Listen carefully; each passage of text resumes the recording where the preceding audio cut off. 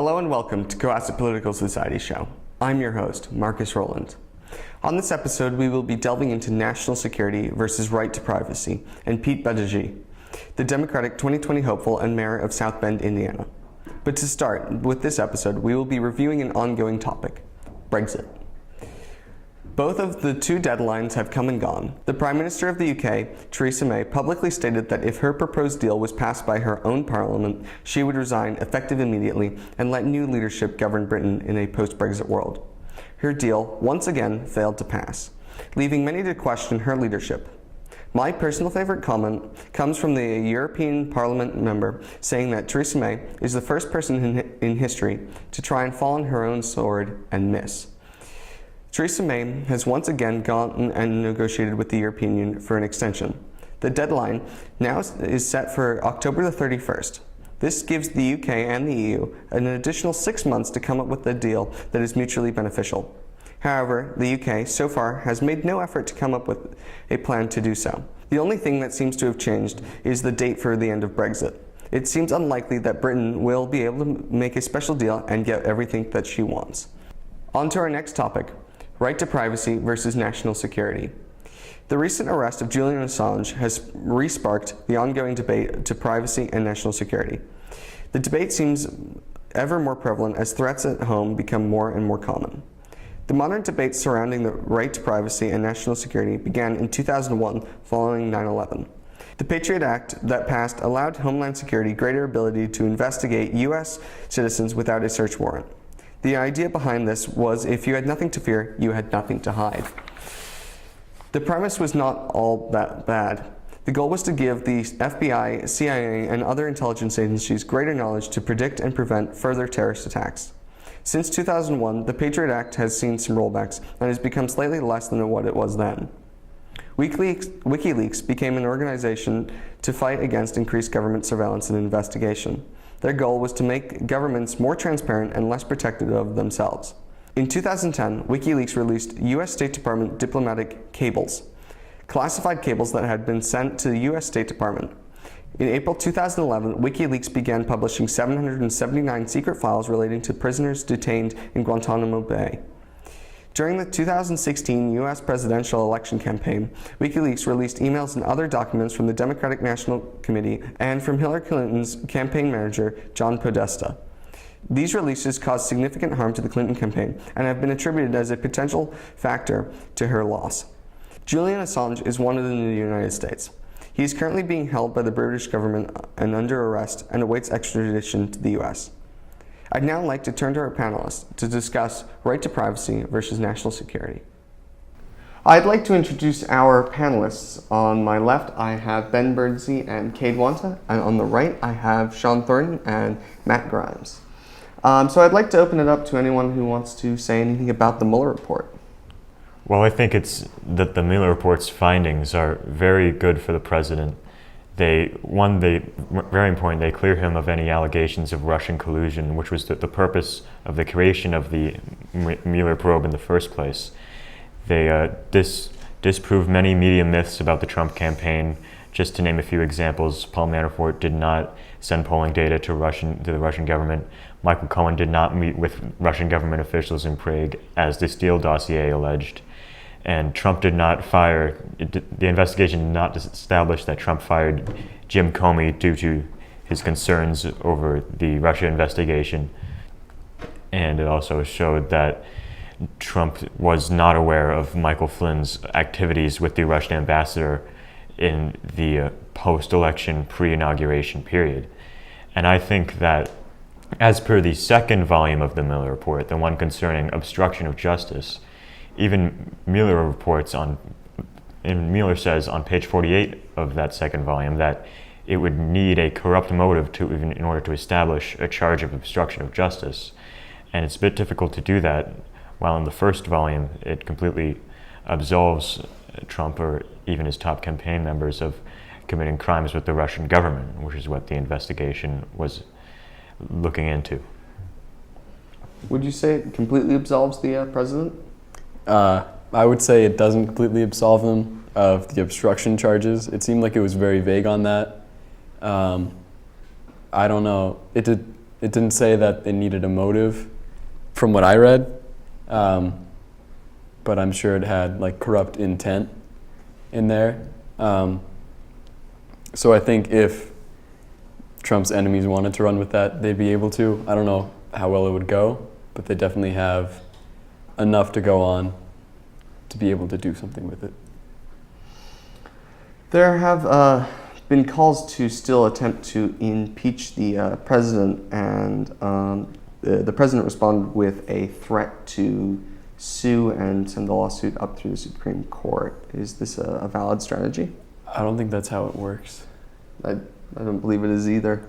But Well, I think there are definitely a lot of legal abnormalities to say regarding the origin of the Mueller investigation and the entire Russian investigation, specifically surrounding the FBI's wiretapping of Trump campaign member Carter Page and how they approached obtaining the warrants to wiretap him and several other members of Trump's campaign.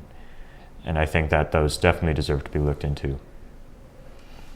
Yeah, I'd say yeah, that's possible, but all FISA warrants are looked at by a judge, so it would just have to be rejudged. Does anybody else have? Yeah, do you think the investigation was necessary? Well, even the investigation itself says that the investigation wasn't necessary because it absolved the president of any crimes relating to the Russian government. And the only crimes that left up in the air were relating to the investigation itself. So I don't think it was necessary at all, no. So you think the investigation is pointless? Yes, but I'd be a bit more soft in phrasing. I feel like the investigation would help Trump win another because it showed that he did not, losing a word. Collude? Yeah, and that it was a made-up story by the Democrats. The report did show evidence of Russian involvement in the election, which I believe the president had previously stated did not in fact happen. So does that, the contradiction of that against the president, does that hurt the president in any way? Well, I think that the issue of Russia's involvement in the election was sort of the media made it more about an issue of whether the president committed crimes, and so did Obama and his FBI, who didn't really try to forge an attempt to stop Russia from involvement in the election, but rather used it as a reason to spy on Trump's campaign and Trump himself.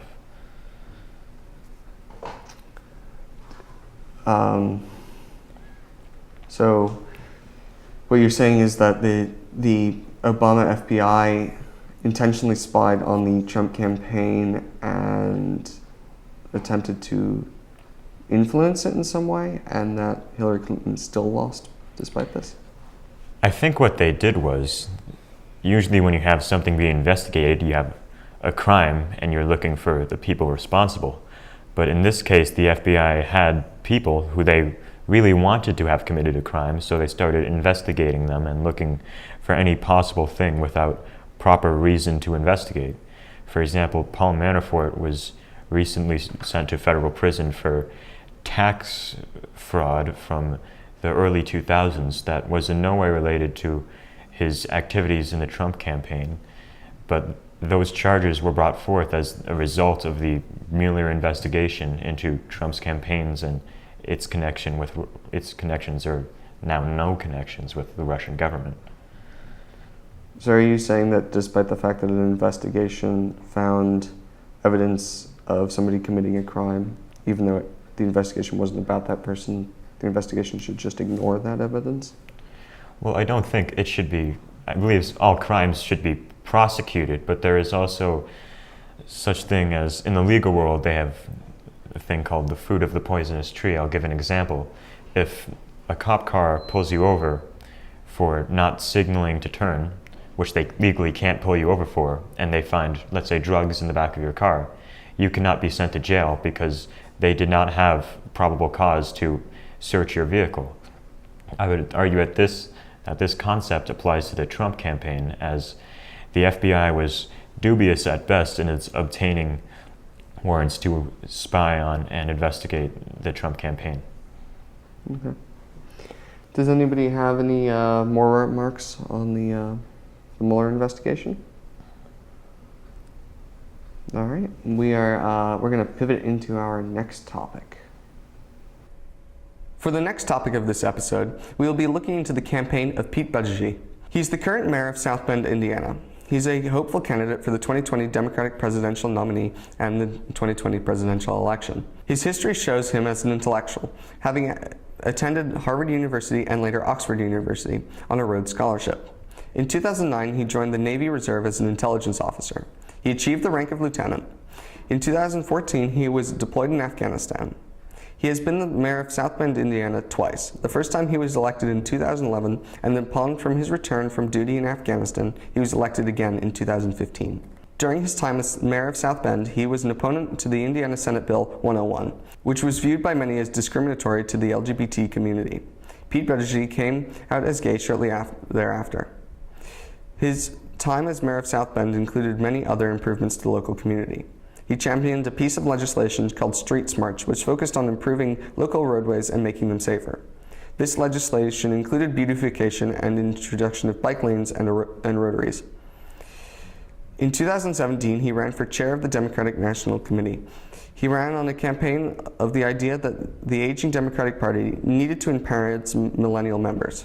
He subsequently lost that election, but he made himself in the wider world.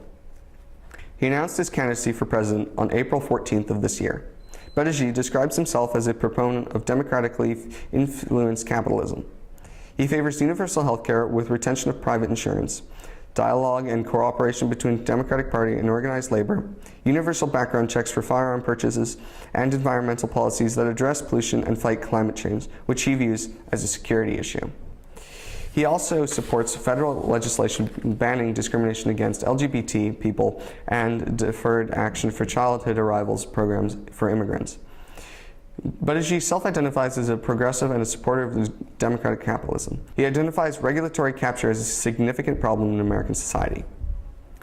Polling around the country shows Budgie as a top-tier candidate, usually coming in third, behind Bernie Sanders and Joe Biden.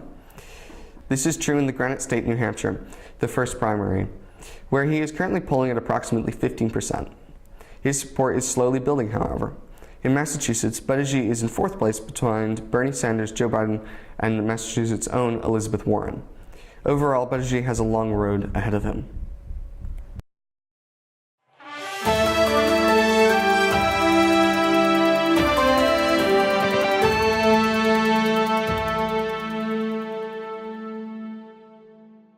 This is a new segment we are calling A World View, where we look into a different part of the world and into its history and current politics. This episode we will be looking into India. The modern country of India has a long and complex history. At around 6000 BC, early human civilization began to develop around the Indus River in western India and early eastern Pakistan. Between 2000 and 500 BC, culture began to flourish and the Iron Age developed in India.